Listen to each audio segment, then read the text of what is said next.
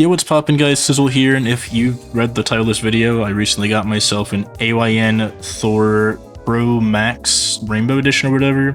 It's got 16 gigs of RAM and 1 terabyte of internal storage. It's a very, very nice device. I do like having the Max model, the extra RAM, and the extra internal storage, especially the extra internal storage alone, kind of just made it worth buying it at that price point for me.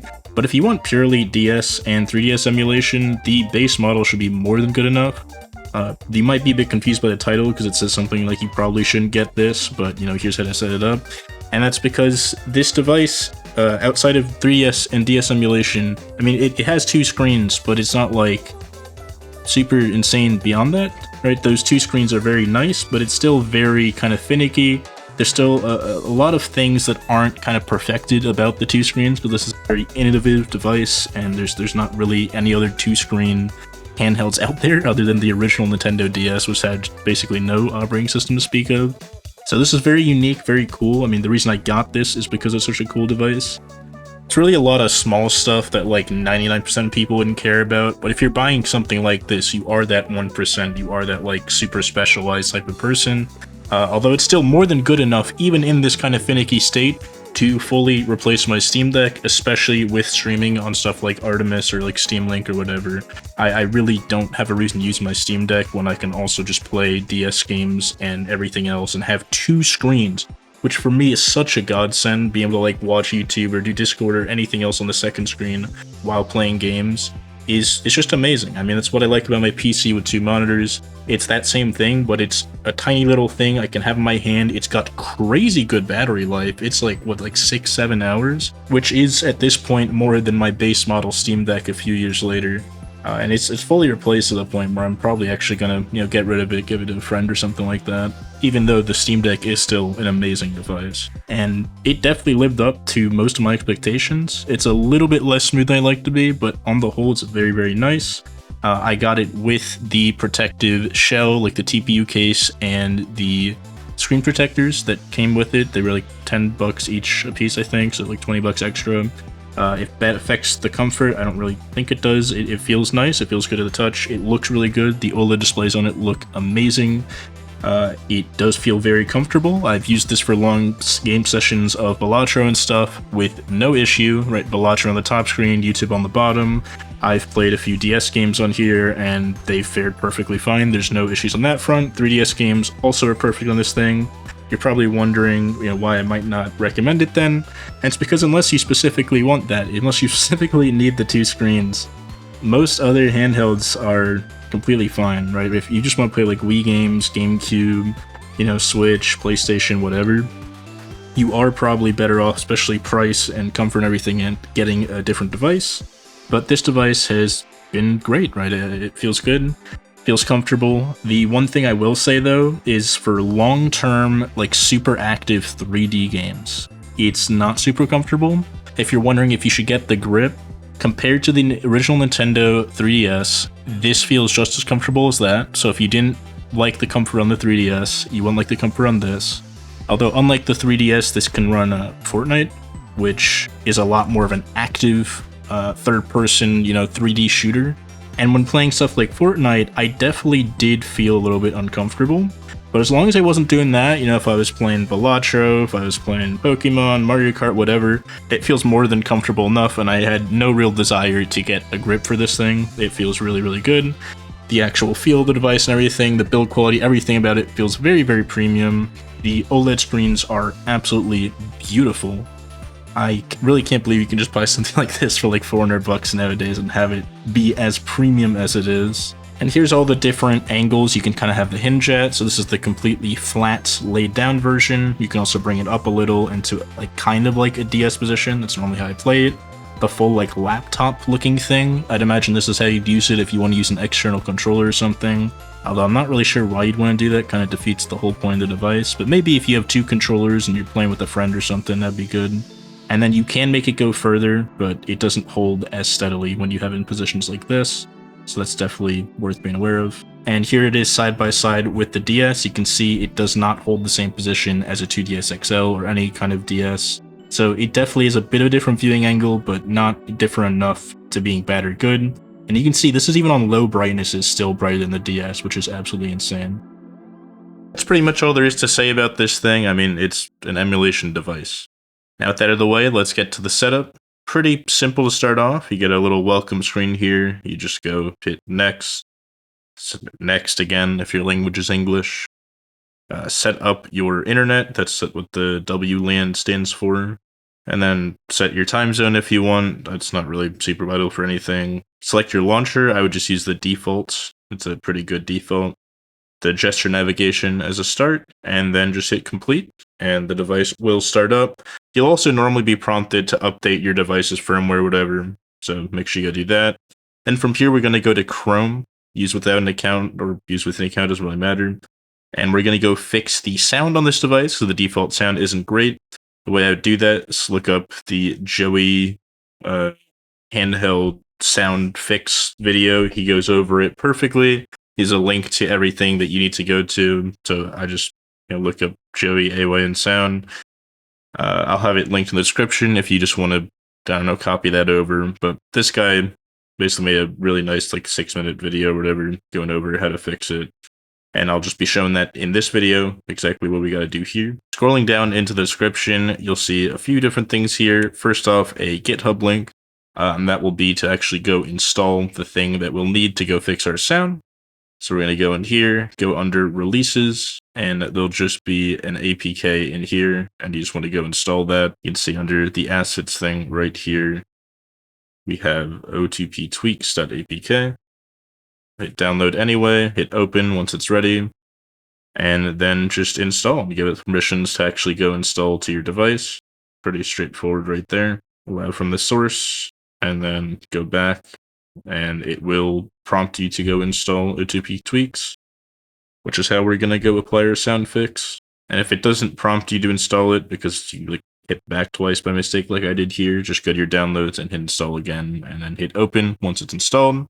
You can let it send you notifications. It'll warn you that the Ayn Thor is actually technically unsupported for this device, but that's completely fine. That's really not an issue at the end of the day. Make sure you hit got it on the bottom screen because it stretches down for some reason.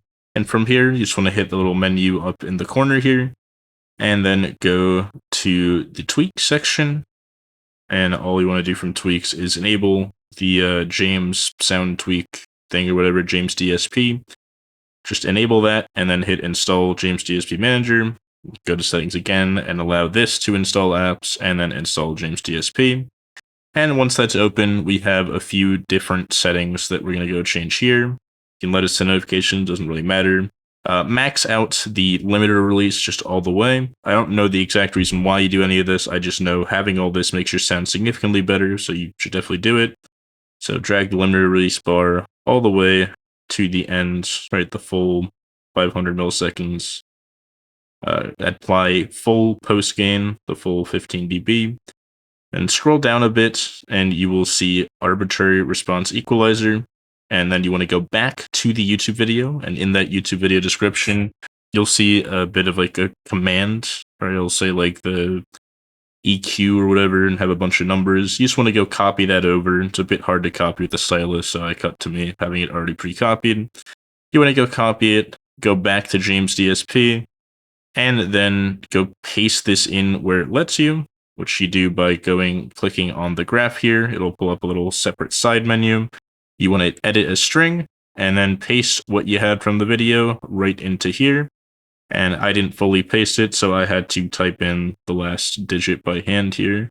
And with all that ready, you just want to hit done once you're done, and then OK. And then you'll see it pop up on the graph on the right here, and it should look something like that. And you'll hear the sound difference pretty much right away after this.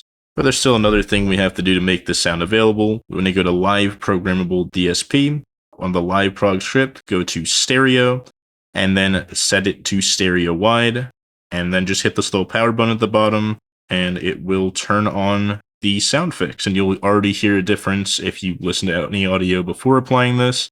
I didn't even bother waiting because I saw this video before I got my device, but if you just scroll down at the top here, you can hit the little edit button in the bottom right, and then add in the James DSP kind of little button, and use that to toggle your audio to being better or worse. I'm sure if you know a lot of audio stuff, you can make this stuff kind of insane, but pretty much all you have to do now is with that button available at any point in time, just drag down at the top, scroll over to wherever you put it in your menu, and then just toggle on James DSP by clicking it. It does take a second after clicking it, so just be aware of that. And then I also like to turn off my location because there's no real reason that this device needs my location. And yeah, there you go. That's the sound fix. It's the most vital thing, honestly, of all the things we're doing on this device. It's the one thing you absolutely have to do. From here, we're going to search up Obtanium Emulation Pack. I'll have it linked again in the description. And what you want to do here is obviously go to the GitHub repo. On the Obtanium Emulation Pack repo, they'll have a link to the Obtanium repo. So you want to go click that and go install Obtanium. This is basically almost like an app store specifically for emulators that gets them directly from GitHub and updates them when updates come out and stuff. It basically just simplifies installing and updating emulators, which is really convenient.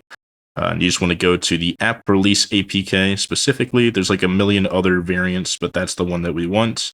File might be harmful. We want to download anyway. And then once it's nice and downloaded, we want to hit open. And this one should just install. We gave Google Chrome permissions to install stuff earlier, so we're all good on that front. Just go hit install and then open. And you should see a nice empty menu like so. You can give it notifications if you want. Hit OK. And yeah, now we want to go back to our browser. And in our browser, going back to the Obtanium Emulation Pack. And in the Obtanium Emulation Pack, you want to scroll down, hit the latest release button, which will bring you to the latest release. And in the release section, you want to go get the dual-screen.json file. And then when we go back to Obtanium, we go to Import, Export, Obtanium Import, and then select that JSON file that we just downloaded. And you'll see it says imported 32 apps and settings. And yeah, that just means it has all of our emulators and anything else we might need already set up for us. You can obviously get apps outside of this, and this isn't the only way to get these apps, but this is the most convenient way to install and update these applications. It's the way that I'm doing it on my device. And you can see quite a number of options that come here, right? That's pretty nice to have. Another thing, you want to go to settings, and then not into apps, but you want to go all the way down to the display and change the screen timeout. By default, after 1 minute, if you're not touching the screen, it blanks out. I just set it to the maximum of 30 minutes because if I haven't touched this thing in 30 minutes, I'm probably not using it. But 1 minute was really annoying, and the first time I set this up, because this was me setting it up after doing it once with a factory reset, 1 minute was overkill. I also have a wallpaper that I got from Isaac OS in his video. I'll link it in the description, I think it's in his Discord or whatever. You can see I have it on my SD card, which is why it's available here in the gallery. And if I go click on this wallpaper right here and select it, just set it. I know it says like set to bottom screen or whatever, but that would set it just to that one screen. You want to set it to both, so just hit set wallpaper, and that actually sets it to both. Now this next step requires you to have ESDE's Android application. There's alternatives to this that are free, but I got this for like $5 on Patreon. And I just go and click the APK and install it that way. If you have another emulation front end, you can use that, but this one is only available by Patreon, unfortunately. But it looks really nice, and after spending like $400 on this device, spending $5 for an app to make it look nice was pretty reasonable to me. But yeah, give it permissions to manage files, give it the directory. If you don't have one, I would just use the defaults. Like I use the default here, the one just on the device. This is to store like thumbnails for the games and stuff. Then the ROMs directory, I already have set up ahead of time. If you don't have it set up, make sure you spell it exactly like that, ROMs with a lowercase s. The first time I did things, I used a capital S, and that caused a lot of problems. If you have issues with certain emulators not booting correctly, it's because you didn't have the lowercase s. It's ROM, all capital, and then lowercase s. And then it asks to create system directories. If you're setting those up for the first time, you do want to create them. Since I already have this all set up and all my games set up on my SD card, I'm skipping for now. And then, yeah, it'll look something like this. It probably won't have the emulators and Android app stuff. By the way, now that we have ESDE installed, we want to go back to Chrome, go to ESDE Android Custom Systems, and download both of these XML files by clicking on them and then clicking on their download button. This will give us access to having more emulators launch through ESDE, which is it's a front end. Basically means like you can click the button on ESDE and it'll launch the emulator with the game for you. It's really neat. And these XML files just give you more emulators that are not natively instantly supported by ESDE. They are supported, but you have to add these files.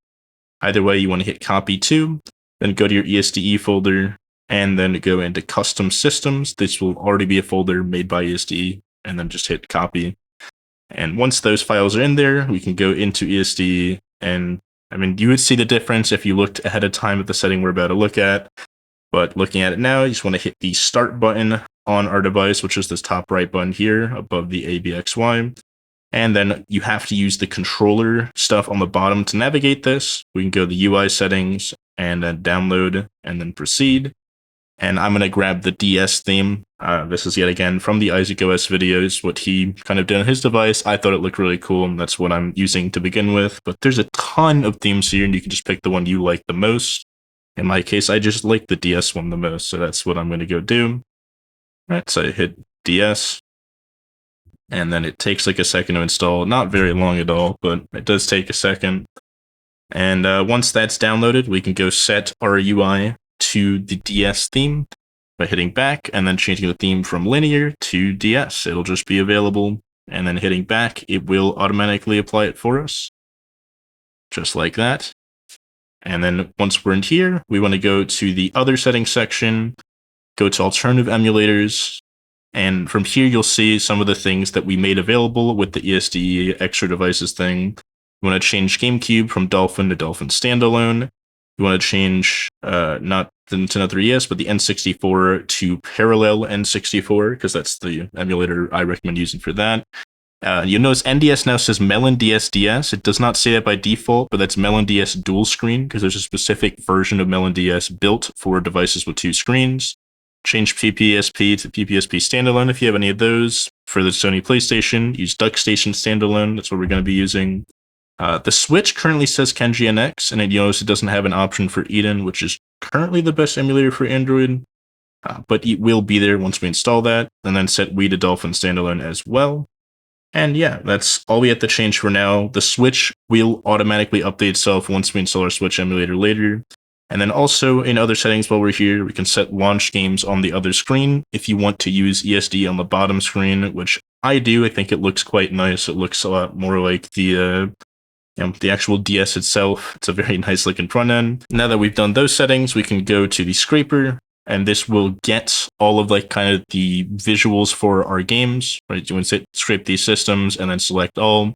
And this will get stuff like thumbnails for your games, descriptions, release years, whatever. It's purely visual stuff. This is not vital to having everything function, but it is for making it look good. Once we hit start here, it'll automatically go through everything and start scraping everything to get it. You can see right here, right, for Bomberman's second attack on the N64, it's working, and then it gets it. And going into the 3DS section on ESD right now, you can now see, right, we have icons, we have little trailers, we have box arts, we have release dates, we have the online rating or whatever, which I don't really care about, but it's nice visuals versus I go to GameCube and everything is blank or unknown, but still has the title of the game there, like it's still usable. And you'll also notice on screen there's a bunch of button inputs. To get rid of that, you just want to go down in our settings to the input device settings, and then where it says enable touch overlay, we just turn that off. This thing does not allow touchscreen inputs anyway. The touch overlay is literally just to do button inputs with the touchscreen, which we don't really need. And from here, we're going to go install all our emulators by going into Obtanium and just piece by piece installing all of them. Right, so we have Cemu DS, which is Cemu dual screen. Just went ahead and install on that. On the first thing you install, you have to allow the Obtanium to install unknown apps. So do that, then hit install.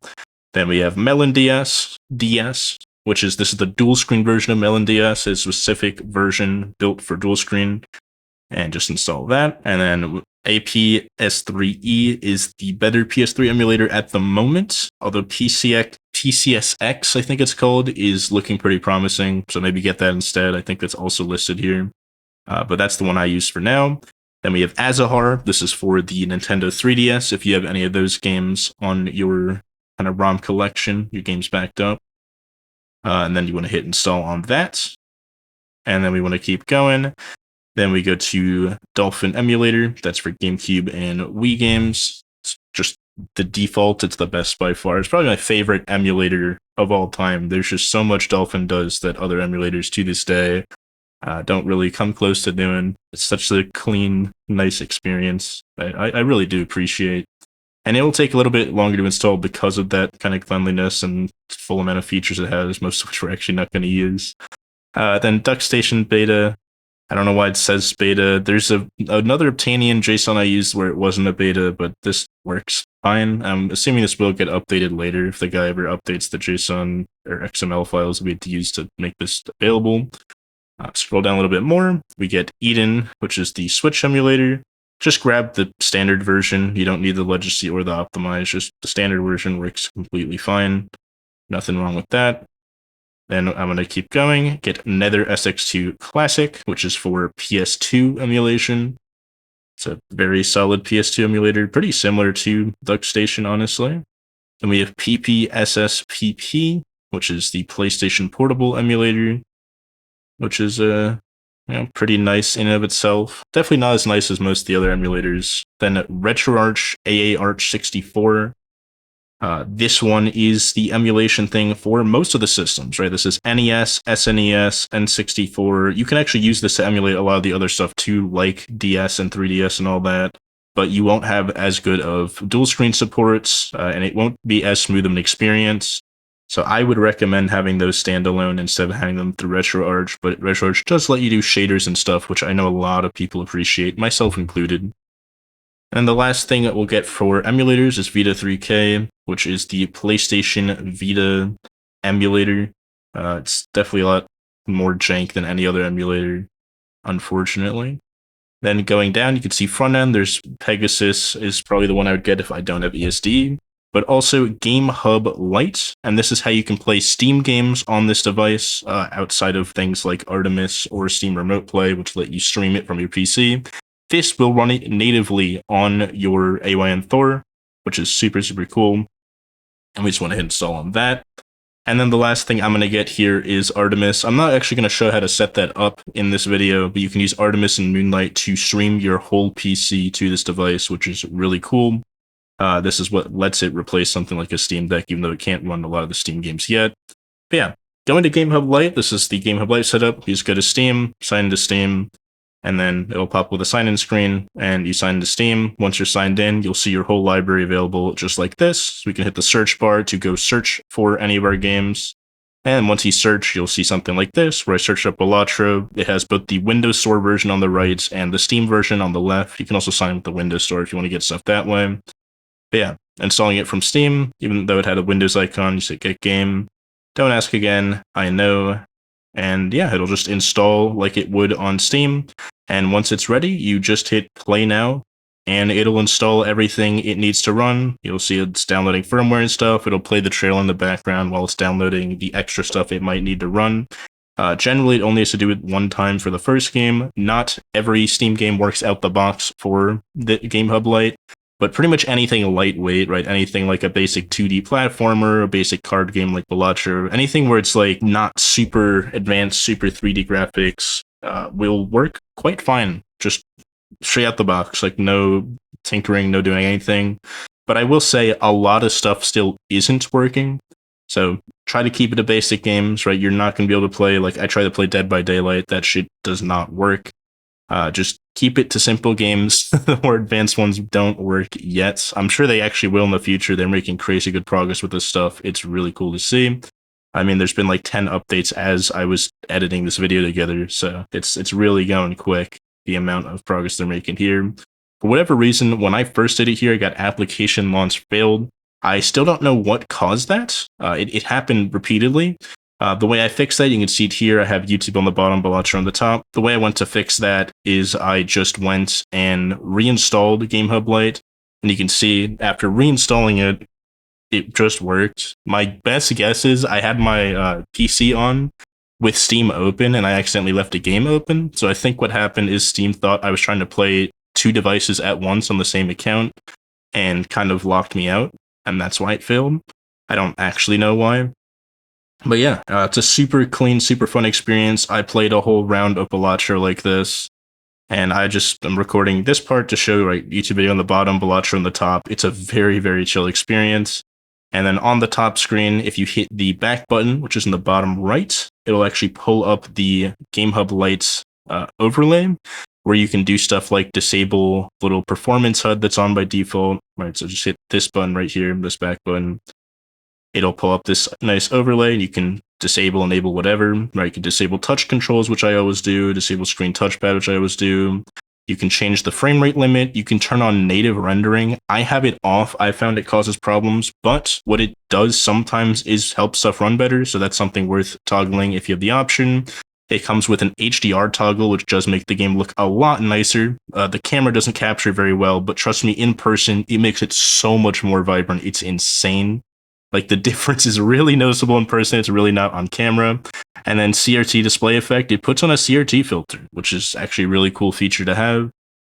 It's just fun feature and does a lot. And then, yeah, the HUD display, you can see, right, this is with it on. This is what by default it looks like this. You can just turn it off and then not have to see all that. And then, yeah, there's some more settings here I just wouldn't mess with. The real setting that you want to change to fix most games, though, is go to AY on the bottom, hit that button. You can see we have a whole menu here where we can change the brightness of either screen, the volume of either screen, and then we can go to settings. And in settings, we have performance mode and fan mode and FPS mode. We can click medium performance. It actually won't be on medium performance by default. It'll be on standard performance, which is basically low performance mode, which works for most emulation. But for GameHub, you pretty much want it on smart mode on fan and at least medium on performance. You do have to turn up your performance mode. It'll make the device a little bit louder, make your battery life shorter, but it will run the stuff, right? You can see like this is me running the Android version of Fortnite right there. You can see this is me downloading the Android version of Fortnite through the app itself. I'm not going to show you how to do that. It's a normal install as if this was an Android phone. But yeah, the AY and Thor button on the bottom lets you pull up this whole menu, which is super nice. You can change the brightness of both screens at once by doing the top thing. You can change specifically just the top or bottom by dragging that specific screen. You can see here, I'm going to make the bottom screen super dark, but the top screen is still full brightness. And then the most useful one for me is actually the individual volume sliders. So like if I'm watching a YouTube video and playing a game, I can turn down the game and have the video at a louder volume. You can also hit the FPS mode here to change the hertz from 60 to 120 on the top, which can give you a quick response time. You click ambient LED here and it'll let you have your joysticks glow if that's something that you really want. So you can see by default it's this blue color, but you can change it to whatever color you want in this menu here. And, it'll just work like that. You can make it so only one of the joysticks glows. You can make it so neither glow. I pretty much am never going to use this feature, I don't think. Can't imagine why I'd want to, but I know some people do love their RGB, so that's a nice option for you. And with all that out of the way, let's head off to the Cemu setup. It's pretty straightforward. All these emulators are going to be very straightforward to set up, some having more options than others, with RetroArch being the most. But yeah, just go to settings and then game path under general and just add the thing to your ROMs folder, your Wii U folder in the ROMs folder. And once our ROMs are selected, we're kind of all good on this front. From here, I'm going to change a few settings. In all these emulators, I'm going to stretch out the resolution because that's what I like to do, but you don't have to. All right, so I go to general settings, I go to full screen scaling and stretch, and then overlay settings, I just go and disable it and disable notifications as well. And then once I'm done with that, we can go to our input settings. And go to controller 1 after turning off our input overlay, which I already have off ahead of time, but it's on by default, I think. So just make sure you turn off vibrate on touch, and then go to controller 1 and enable it and set it to the Wii U gamepad, because most games will require the gamepad and not any of this other stuff. And with that enabled, just hit setup all inputs and then Odin controller, and it'll automatically set all the controls for you. I didn't have to change any of them. The defaults were perfect. But if you want to change anything, you can change however things are bound. I mean, that's the fun part with emulators, is you can use whatever controls you want, even if they are super weird. And use stuff like blow into the mic or whatever, but there's an onboard mic that we can use instead. And from here, we can just go boot a game like a Game & Wario. And while we're in game, on most emulators, hitting the back button is how you open the menu. But in this case, you actually have to swipe in from the left, like with a touch swipe. I don't know why Cemu specifically has that, but yeah. Turn on show pad, turn on external pad screen, and then turn on allow enable motion at the top. And that will give you motion controls, and it'll give you the bottom screen having the gamepad on it, which I will show off in a second. Right, you can see this is it stretched out on the bottom and top. That's because I have the stretch resolution enabled. If you don't have the stretch resolution, the bottom screen is like in a normal resolution with black bars on the top and bottom. You can see we're in the menu here, then going into one of the games, you can see the bottom screen with this nice like bow and arrow, and the top screen actually responding to that bow and arrow as I drag the stylus around down there. You can also hook it up with a basic USB-C hub to a TV, and then have the bottom screen on the device and the top screen on the TV to have like perfect Wii U emulation and use your Thor as the gamepad. I've done it before, it actually works great. Anyway, now we're up to MelonDS. You just want to hit set ROM directory, and then select the NDS folder in your ROMs folder, which is where you should have your Nintendo DS games, DS and DSi. The 3 dots in the top once you have that ready, and hit settings. And then from here, you have a few things you can change. First off, I go to system, and then I do custom BIOS and firmware. You do not need this to run most of the games. This is like the one time where the BIOS is not needed, but I do it anyway. And yeah, you can set the DS BIOS directory with your BIOS 7 and 9 firmware, and DSi BIOS with your BIOS 7, 9 firmware and NAND. You have to back these up off your actual DS. I mean, I think you can find them online, but I don't know about the legality of all that. Either way, we back up from here and go to the other settings, which is going to be our video settings mainly. Now that we're in our video settings, I like setting an LCD filter. This adds an LCD filter, as it suggests, makes your games look a lot more authentic and closer to the actual DS and 3DS. Then you can go into layouts and hit the little plus button on the top, and then I hit this red thing, I hit delete, that's the bottom screen, and then the blue thing, I just stretch out after centering it, so hit center horizontally, center vertically, and then max out the width and height as it lets you. This is keeping the original aspect ratio 1440 by 1080. And then make sure to center horizontally again. For some reason, it uncenters it when you do this. I didn't notice it the first time, and I do fix it later. But yeah. There's also a better way of doing this that they've added, which I do show off later in the video, so you don't have to do all this. But this is if you want a custom kind of look to your device, a custom way for the games to look. This is the way to do that. But there is a better way to do this. I would just ignore this part and do that part later. And you can say save this my layout after hitting the back button to save. And then the most important part here, though, is setting the external display screen to bottom screen. You do still have to do this, so make sure you set the external display screen to bottom screen, and don't accidentally hit rotate external screen content left, which I did do here, which caused my bottom screen to be rotated 90 degrees for no discernible reason. Either way, going back to our settings, we can go to input, and then to soft input behavior, and then just set it to always hiding the touch controls, because we don't need touch controls. We have a permanent controller in our device. And then we can go to key mapping, and we have to manually set all of our different buttons. And then from here, you can just click one of the games, and it will load up. And for you, the bottom screen will not be rotated because you didn't accidentally turn on that setting. You can see here's me going back to the video settings to turn off the rotate bottom screen filter, which I already did have turned off, and I enable it, turn it back off to show, this me turning it off. And now when I boot the game, you can see it boots quite normally.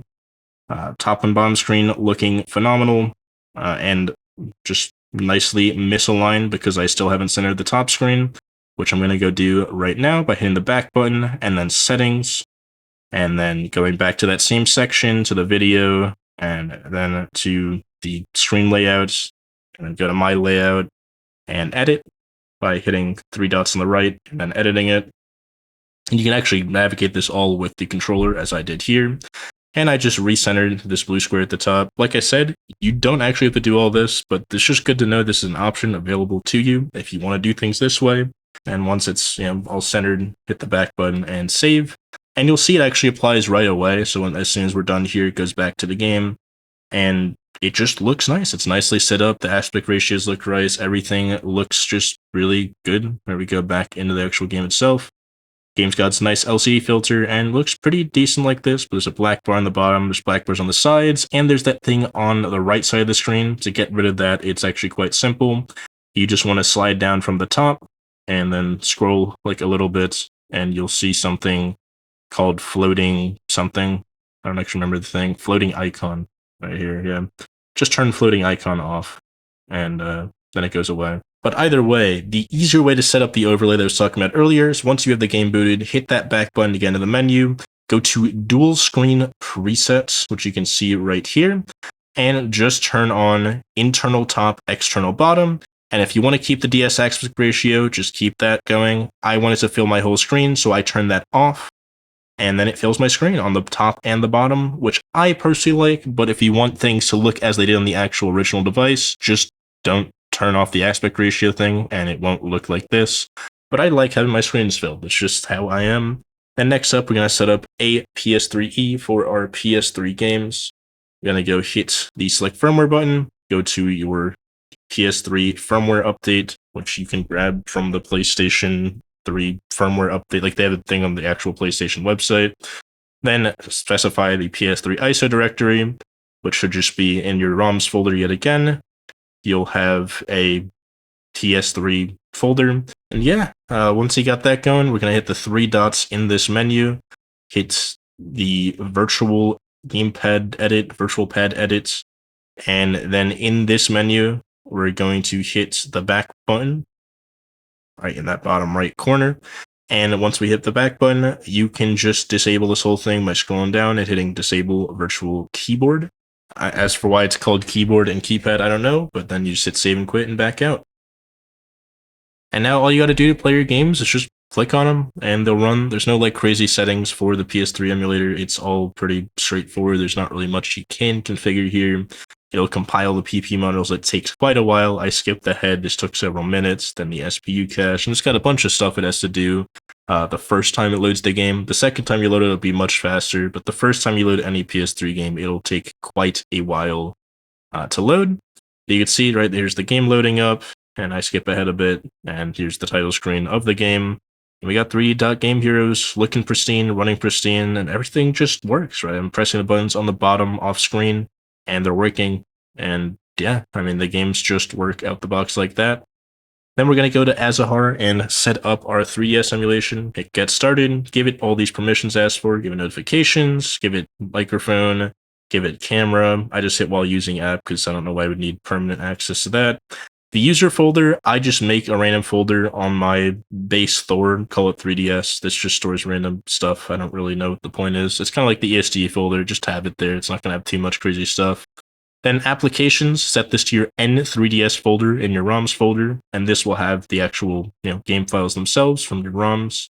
And you can see it'll say encrypted files .3ds are no longer supported, rename them to .cci. So if you have your games backed up as 3ds files, literally just rename them to .cci and they will work. From here, we have a lot of different options. We can change the driver manager. In retrospect, I probably should have done that. But the big thing here is install CIA files. This is how you install updates and DLC.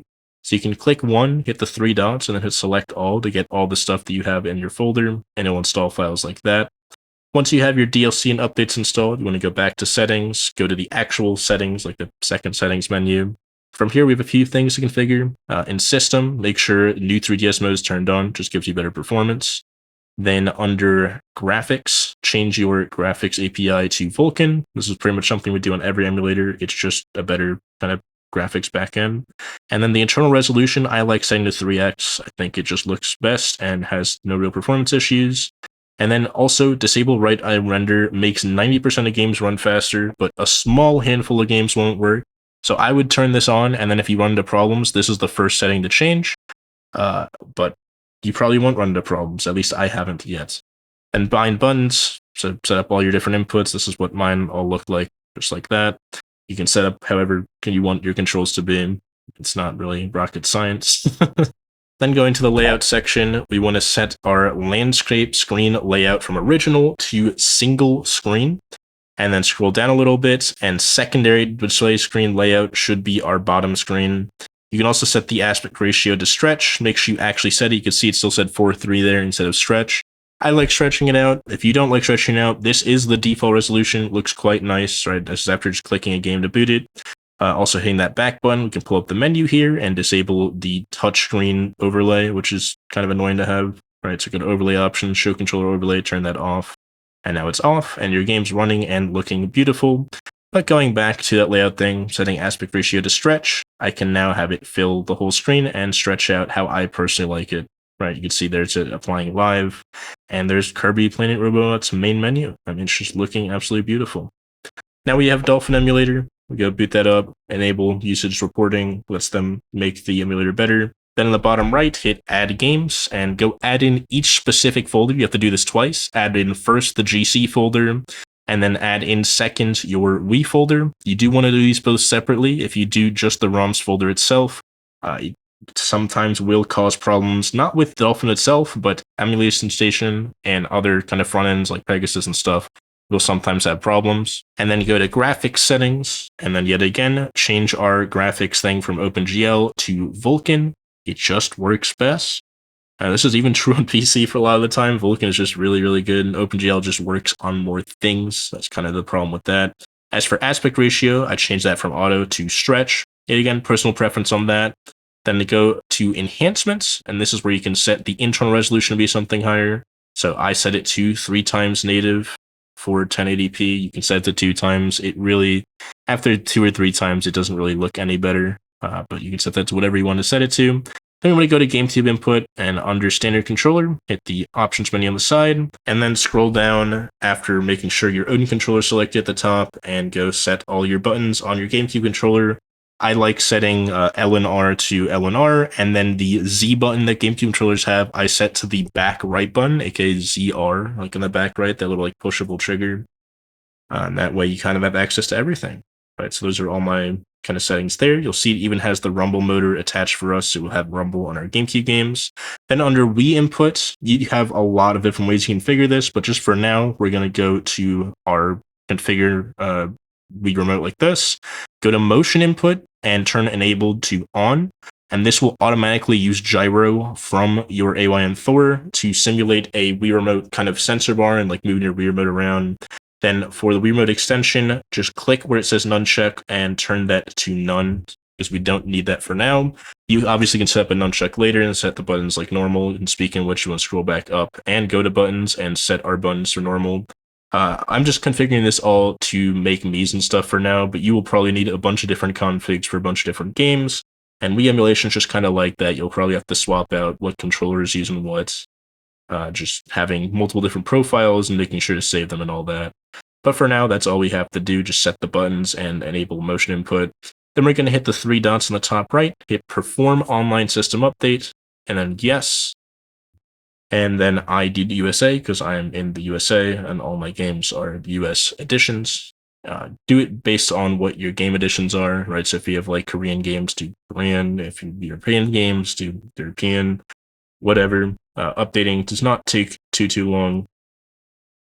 And once it's done updating, we'll have access to the Wii menu as if we were on an actual Wii. And we're going to go here to set up our Mii's.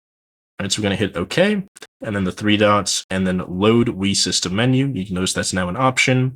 And then once we're loaded in here, we want to hit that same back button that we've been using this whole time on all our other stuff. And then go to overlay controls. And then at the top somewhere, it says like disable overlay controls or edit them. You want to hit toggle all, and then it toggles them all off. And you can see now we're in our Wii system menu. You can see I'm moving around the device. The pointer is moving around because we enabled motion inputs. Either way, going through the setup is quite simple. We want to confirm on whatever language. In our case, it is English. Keep it on below TV. On normal emulators, we do above TV, but below TV is actually better for the Ayn Thor from my experience. So do that instead. Date doesn't really matter. Time doesn't really matter. Make sure you set widescreen here instead of standard, so that any game that supports it will go to widescreen for you. Then after that, you have a console name that will never be seen ever. Just set this to anything. You literally will never see this ever again. Hit confirm. Country residence, you set that to whatever. Parental controls, no. And then now we're off to the main menu here. Want to hit A to continue. And then on the Wii main menu here, obviously there's a lot we can do, but mainly just want to go to the Mii channel, hit start, and it'll start up the Mii channel for us. And here you can make your Mii like you run an actual Wii. Normally I'd actually sit down and make a Mii, but for this tutorial, I'm just going to call the basic guy B and call it a day. So we're going to go back here, set our nickname to B. And then we'll have a Mii to show off that this function is working. So we go to quit, and then save and quit, and then it saves our main. And from here, we can already back out, but to do that, you just hit the usual back button. I'd like hitting OK to kind of finish out this. And then we hit that back button and exit out of this. And now we've exited out of that, we can go boot up a game. So for example, here's Crazy Taxi on the GameCube side of things. And it's working beautifully. Right, that's the loading in screen. It's looking fine. And skipping ahead a bit, here's main menu. It's saving to the memory card in our emulator. Everything else is working, looking fine. You can see we actually still have notifications on the top left. We can get rid of those later. We'll do that in a second. We hit start, and we're in the menu. Like, everything's working as you'd expect it to work. And you can see here the 3D model of the character is nicely upscaled and looks good. So yeah, to get rid of that stuff though, we just go to settings, then config, then interface, and then there'll be on-screen notifications, on-screen displays. Just turn that off, and that's all you have to do. And then you won't see that annoying stuff ever again. And yeah, I mean that's pretty straightforward fix for that.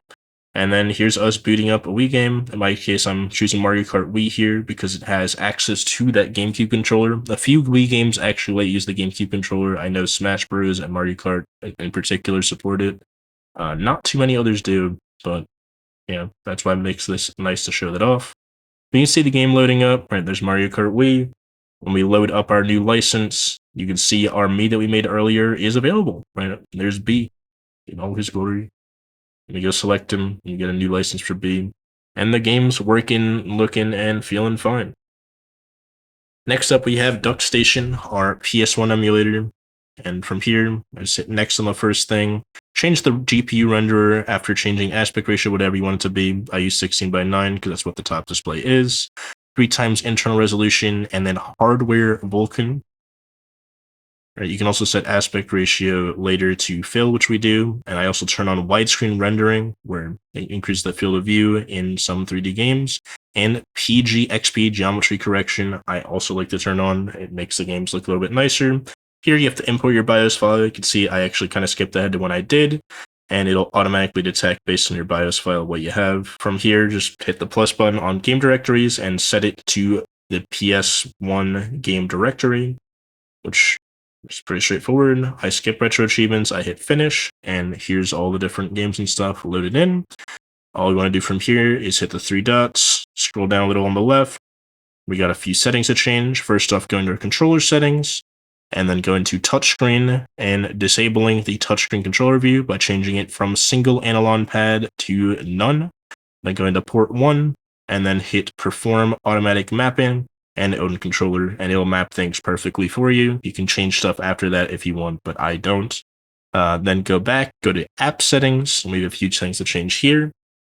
The first one is going to graphics and scrolling down a little bit, and you'll see aspect ratio, auto game native. I do auto match display. That generally fills it out for me.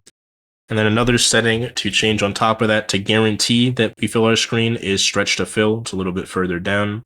Just turn that on, and it'll stretch to fill. Pretty straightforward stuff there. And yeah, from there we can go to post-processing and add on any shaders you want to do. In my case, there's just kind of one, which I like adding. So turn on enable post-processing, add shader. I add CRT Lattes 2, and then under CRT Lattes 2, I scroll down a little bit, go to options, and I turn off enable warping. This is what gives you those like curved corners on your screen. I don't really like that effect. I just like having a CRT filter while having my display filled. So for me, turning off warping is the exact way to achieve that. And now if we go boot up a game, so like Castlevania Symphony of Night here, you'll see the game boots up just fine with its CRT filter on, and there's no input overlay or anything, although you can change stuff like normal. It does take a while for the first ever game to boot. You can see it took a while. I actually skipped ahead a little bit. It took like another like 5 to 10 seconds for whatever reason, but it does boot. For whatever reason, this emulator, the first time through, it takes like 10 seconds to boot the first game. But you see the game's looking beautiful. I don't know if actually how much you can see that or how much you know about this game, but it is looking beautiful. It's got a nice CRT display on it. And there's the nice looking menu. And to see the difference, we can hit that usual back button. It'll pull up the same type of kind of overlay settings thing. Hit the settings button in the top right. and then we can go to post-processing and change our shaders live. So if you don't like the shaders you have here, you can go clear the shaders, add them in, turn off post-processing, whatever you want to do. So I cleared the shaders here, and then we go back into the game. You can see that's what it looks like without shaders. Honestly, it's hard to tell the difference on camera, but there is a notable difference. Just trust me on that. Going back in, though, we can go re-enable our shaders anytime. Post-processing, add shader. You can try other shaders. You can do whatever you want to do. In my case, CRT, the lattes too, with the curvature disabled, you can see it's enabled to the corners of curve right now. With that disabled, is, in my opinion, just the best look, and that's what I like to do. So we scroll back down and go change our options yet again to turn off warping. And now you can see curvature's gone, but the CRT filter is not, and things are looking beautiful. We have our setup for Eden, which is our Switch emulator. So get started, give it notification permissions, select your prod.keys file from your system, select your firmware from your system. In my case, I skipped it for now because I didn't actually have it on my SD card. And then select your Switch folder from the ROMs folder. Yet again, always make sure it's in that ROMs folder. Turn on Deep Scan if you want, then it'll search folders in folders. And by default, you'll have this kind of nice little side-by-side look. I changed it to grid, makes it easier to see all my games and select them. You can change it whatever you want to change it to. From here, you can hit the settings in the top right, and then go to Manage Eden Data. And now that I've had my firmware on my SD card, I go to Install Firmware, go to my Switch BIOS folder, and install the firmware. It does take a little bit of time. And you can see there's the bar actually loading the final time. And now it's imported successfully. We have our firmware. Now you can also install game content by hitting Install Game Content. Pick your .nsp, update, or DLC files. And then same trick as before, hit the three dots, select all, and select. And you can go install everything. And it'll go install it one by one. That bar there is the progress bar. And once it's done, it'll be done. And yeah, we're kind of all good on that submenu. You can also go to the applet launcher once you have your firmware and all that set up and hit Me Edit. For me at the moment, it crashes. This is kind of a known issue with the Thor at the moment. I think the Eden devs said they're working on fixing it. They also said make sure to have firmware 19.0.1, but even with that firmware file, I still have that crashing. I'm assuming they'll fix it eventually. Either way, you can go to graphics here and then turn on use asynchronous shaders. This will make your games run smoother and just kind of quicker, but can make graphical glitches and can use a lot more processing power. Aspect ratio, I also set to stretch the window. But if you ever have any kind of problems with stuttering and stuff, turn off asynchronous shader compilation, but it will mean your game will slow down every time you load into a new level or something because it's to load shaders every time, and then it'll be full speed afterward. Also go to device overlay and turn off enable device overlay just like that, and then you won't have the device overlay anymore. And then input overlay, same thing. Performance set overlay, same. And from there, you're pretty much good to go outside of obviously setting our controls. And to do that, just go to the controls menu, which you'll see when we go back here. And it's just like every other emulator, so I'm not going to bother showing it. You can map your controller inputs. Now we can boot up our game by clicking on it. And once it's booted up, you'll see we still have a touchscreen overlay. You just want to hit that back button like usual, pull up our kind of in-game thing, hit hide controller, and now it's gone. And now the game's running, working fine, whatever. And yeah, we're all good to go. Right, there's Clubhouse Games, got into the single system, and like we press the buttons and the buttons work. It's a very straightforward setup process, and things will just work out the box as long as you got your firmware files and game files. Now, even with that being said, you can make things run a little bit better by going to the options here, and then going to GPU Driver Manager. You should probably do this on Azahar too. Hit Fetch, and then it'll show your recommended driver for your GPU model. So go to the recommended driver. In our case, it's Mr. Purple Turnip at the moment, so go to Mr. Purple Turnip. And just grab whatever says latest on it. You have to hit the arrow on the right to pull the drop-down menu up. And you can see, right, it says T22, there's T22. Click on that, and then go to Show Downloads. And then click on the download. And then there you go, it'll install the driver. And having this driver will clear out all your shaders, so you have to recompile shaders, but whatever. And stuff will just run faster. Pretty straightforward, and just really nice. It's a really nice feature to have. Next up, we're going to go set up Nether SX2 Classic on PS2 emulator. Usual kind of start menu, some FAQs, scroll through that, hit next, settings, just leave as default, optimal save defaults, and then change the aspect ratio to stretch, fill screen, or widescreen, depending on what you want to do. In my case, I just do stretch. change the GPU renderer to Vulkan. And then the upscale multiplier I changed to 720p at 1.75x. Honestly, past 720p, I don't see much of a difference. Then import your BIOS, which is from your BIOS file. Set your game directory to your PST folder in your ROMs folder and hit allow. And then hit next, hit again, and then finish. And now this is similar setup to Duckstation. Go on the left, go to your controller settings, and then hit the touchscreen section, single analog, change that bit again to disabled. Then controller port 1, go to that again, automatic mapping, and the Odin controller yet again, and then we're all set up on that front. And then we can go back yet again to our app settings instead of our controller settings by going into that exact same menu.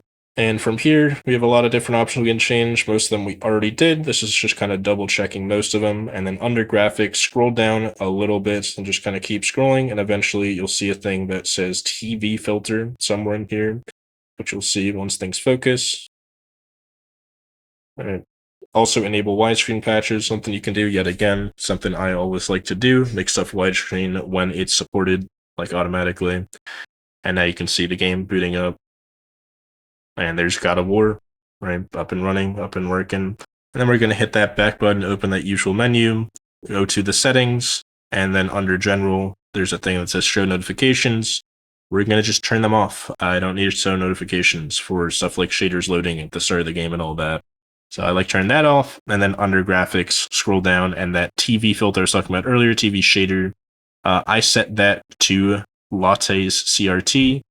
And this one doesn't have curving by default, so it just looks nicer, has a nice CRT filter. It's hard to see on camera, but trust me, the game looks like 10 times nicer after you do this. Now we're going to go set up PPSP for our PlayStation portable games. Very simple setup yet again. We're going to hit skip for now, and we're never going to set this up. We don't really need a PSP folder. Just hit OK. And then hit the browse button at the top right here and set it to your PSP folder for your PSP games, and then hit allow, and it'll load in all your different games. And from here, we can go to settings, and there's really not much we have to change. The defaults are all really, really good for the PPSP settings. I would just go scroll a little bit in the control section until you see the edit controls thing. For some reason, there's two settings on this, so just hit D-pad up, down, left, and right, and then click those buttons on your controller to make it one, just like that. You also said failed to save settings. To do that, just restart the app. Either way, launching a game, we can now hit that back button for a different type of overlay than normal. And from here, we can go to display layout and effects on the right side of the screen. And then in the top left, it'll say screen scaling, filter, and post-processing shaders. I hit the plus button here. I like using Scanline CRT or something like that. Yeah, just Scanline CRT. There are actual CRT filters and stuff, but they're all curved and stuff, and I don't feel like configuring all that. The Scanlines honestly look more than good enough. There's also a stretch in the top right if you ever want to just casually enable or disable a stretch resolution. From there, we're all good to go. You can see this is the game up and running. And one final setting you want to change on the way out is turning off on-screen touch controls in the controls section. Now we're setting up RetroArch. You want to hit OK, and then allow to give it access to all the different files on your system. It'll load some stuff up. From here, you want to go on the right menu, hit the options button, and go into drivers, then into menu, and then set it to XMB. And now you'll have to back out. So go back to the main home menu and then go to quit. And this is the way you get it to update and save the new menu UI. So loading back into RetroArch. Now it looks like how you've probably seen it in a PlayStation menu type of way. And from here, we have a lot of different stuff we have to start doing. We got to scroll down a bit, go to the online updater. And in the online updater, we want to go update everything. So scroll down a little, and you have to use your controller to get through this. There's no touchscreen support. So right, update core files, assets, whatever, go through all of them. You can see on the bottom, it's popping up every time we do one of those. And you can do multiple at once. You can see the text is actually stacking on top of itself, which I'll zoom into in a second. But yeah, update everything, right? Overlays, GSL, shaders, cheats, whatever. And you can see in the bottom, it's doing all of them at once. So you can see the text is stacked on top of itself. Well, that's all updating. We can actually probably go already to our core downloader, because by this point it should be downloaded. And then scroll down a bit. We're going to go download the different cores that we want. If you have any of these other systems and you're emulating them, RetroArch's a pretty solid way to do most of this types of stuff. Right, they do have a lot of options here. You can even do PS1 and PSP, I think, through this if you want, but Duckstation and PPSP just give you a bit more options and niceness. Either way, for Nintendo, Game Boy, and Game Boy Color, do Gambate. For Game Boy Advance, we have MGBA. Then for the NES/Famicom, we have not Nestopia, we have Messen, whatever. Then for Nintendo 64, we have Parallel N64.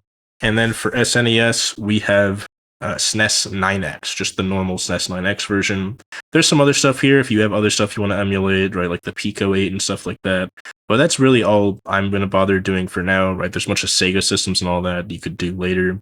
And now you just want to back out of that and then just hit update installed cores, even though we just installed them. It doesn't hurt to do. And then, yeah. From here, we have all our cores set up. Now we're going to go to the right one to the different menu, go to user interface, and then go to appearance.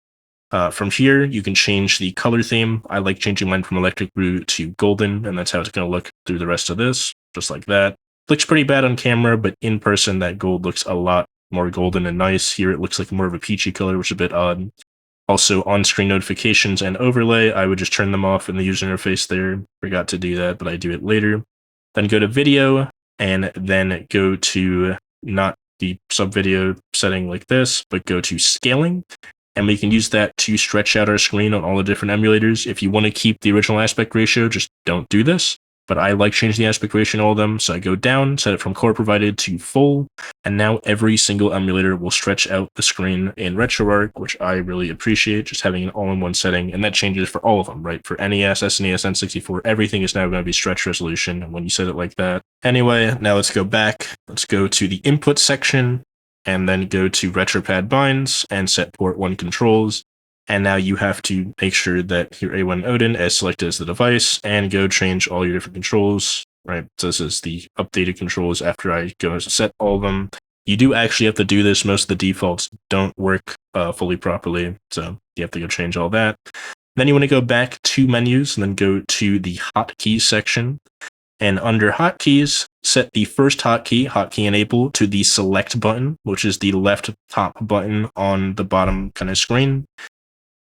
Right, so you actually want to press B, which is like this has inverse AB for the menus, if that wasn't obvious on your device. Then set not the menu toggle controller combo, but the menu toggle, set that to start, which is the right top button. And then that way, when you press select and start at the same time, which you have no reason to do in pretty much any video game ever, it'll pull up a quick menu in any RetroArch-based game. From here, what we want to go do is go to the directory settings, all the way at the bottom, go to system/BIOS for any device that might need BIOS files, which I don't think are any of the ones we're going to emulate, but if you have anything that needs BIOS files, you want to go back a few parent directories until you see something like this, where it says emulated, some random set of letters and numbers, and self. Pick that random set of letters and numbers if it's on your SD card, and then go to your BIOS and firmware folder on your SD card if you have one. If you don't, if they're just out there, then use that, and then hit use this directory wherever your BIOS and stuff is. And then, yeah, we're all good to go on that front. You can change other stuff here if you want, but we're going to do most of that through ESDE later. Now, our final emulator to set up is PSVita 3K. This one is a relatively easy setup, but a very kind of shitty emulator, in my opinion. I pretty much am never going to use this, but someone might want to use it, so I'm going to show off how to do it. Hit next, and then download firmware and font package. I've installed them already, but they will link you directly where you have to get that stuff. And then keep the defaults, hit next, hit OK, and then scroll down a bunch and hit show next time and then close. This one has a lot of problems with going off onto the second screen and just being really finicky with touching. So it's just a tough setup. We're gonna hit close and then hit create user, and then, create our user. I just left the default username. Make sure you set off automatically log in, and now we're logged in and things look like this. You want to go to controls and overlay and turn off the show gamepad overlay in game. Then you want to go to configuration and make your way over to this page, which is the GUI. Turn off display system apps, display info messages, and just kind of change things here as you want to change them. I remember what I changed here. And then the most important part is once you change all the settings, scroll down and hit that save button all the way at the bottom here. And then it'll save your settings. And the final bit here is in the top left. You can hit file and then install files, and then you can install your games that way to the emulator. And once they're installed, they'll show up like right here, where you can see we have our game that was in the top right. And now we can start the game, and the game starts, and we have Velocity Ultra, up and running, things up and working. We also notice that bar on the bottom, so we want to actually go to settings to disable this. So go to settings, scroll down a bunch, go over to accessibility, then scroll down a bit more, go to system controls, then hit system navigation, then go to gesture navigation, hit that settings button, scroll down a little, and then home bar settings at the bottom of gesture navigation, turn that off.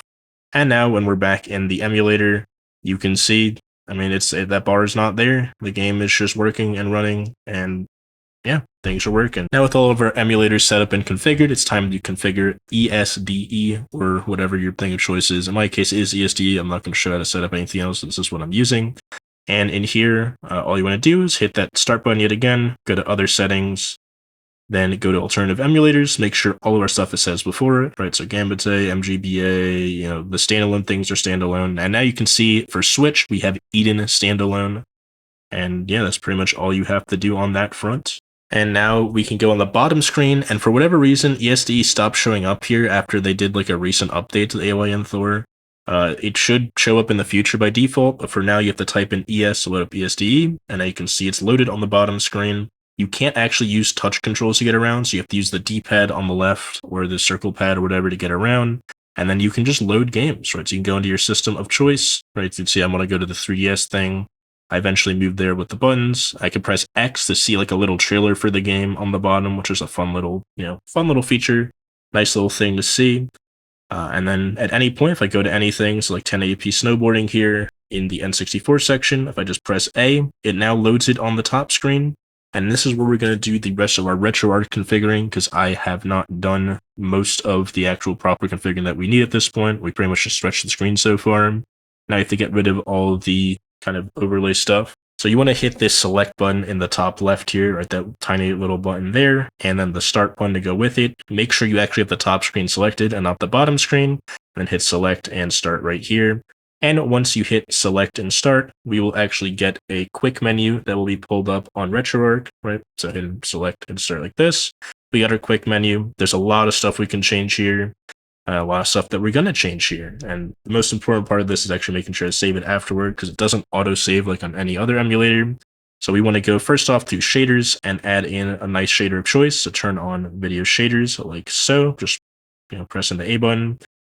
Then from here, you just want to scroll down to load presets, shaders GL, SL, then CRT, and then go over to CRT Matthias, just kind of the only shader you'll ever need. And under CRT Matthias, we can go back and go to shader parameters, which is above. And in shader parameters, we can turn off that usual curve that every shader has. So turn that curvature all the way down to 0. And then things will just look beautiful. This is what I use on SNES, NES, Game Boy, N64, like everything. This is just my favorite shader. I'd use it on everything if I could. And then, yeah. We can go back to the quick menu and resume, and you will now see we have shaders. I don't actually know how visible they are on the camera. I think they actually are decently visible, but they don't look as nice as they do in person. They actually might look a little bit worse when they're on camera like this. Either way, we can go to the user interface and turn off the notifications and overlay we didn't do earlier. So turn off on-screen notifications, and then go back and then on-screen overlay, and turn off display overlay as well. That'll get rid of the controls.